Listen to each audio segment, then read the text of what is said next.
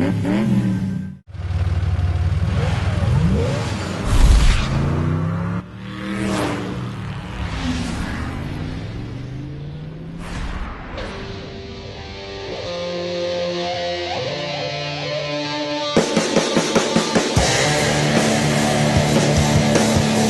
Allison Sorensen with Web Rides TV, and today we're at the Marine Corps Air Ground Combat Center in 29 Palms, California.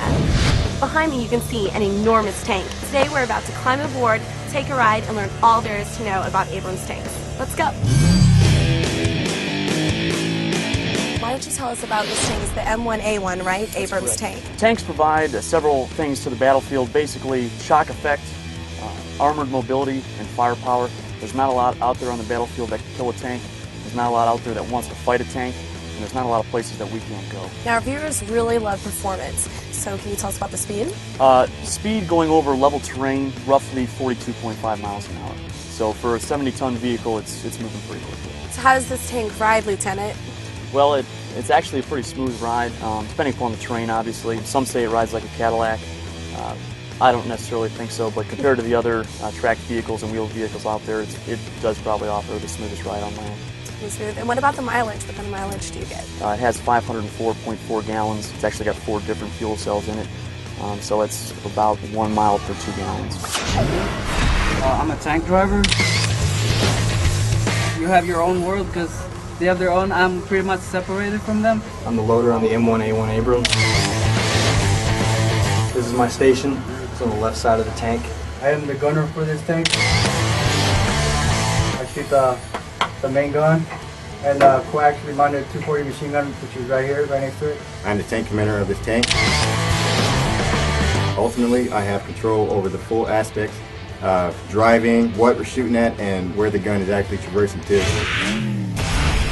Why don't you go ahead and tell us what you do here at 29 Palms?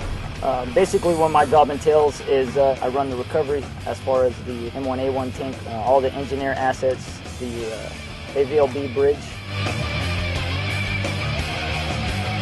Right now what we're doing is we're replacing the transmission on our M88A2 Hercules recovery vehicle. It's a 1,790 cubic inch engine. The transmission puts out about 3,300 foot-pounds of torque. The engine itself is over 1,000 horsepower. The recovery vehicle, we use itself to pull it. It'll be able to crane up 35 tons. It's a 70-ton vehicle, pretty much maintains itself. This tank can handle some pretty serious weaponry, can it? That's correct. The most noticeable is the 120 millimeter M256 smoothbore main gun.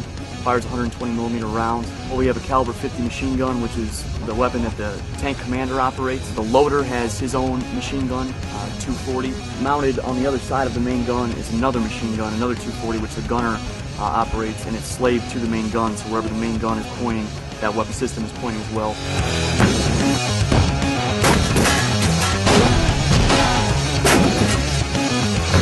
What could you destroy with the M1A1 Abrams tank? Pretty much anything. The tank has different kinds of rounds that it fires, depending upon the type of target you want to destroy, but there's not a whole lot out there that the main gun cannot destroy. Typically, we can get an accurate solution out to 4,000 meters.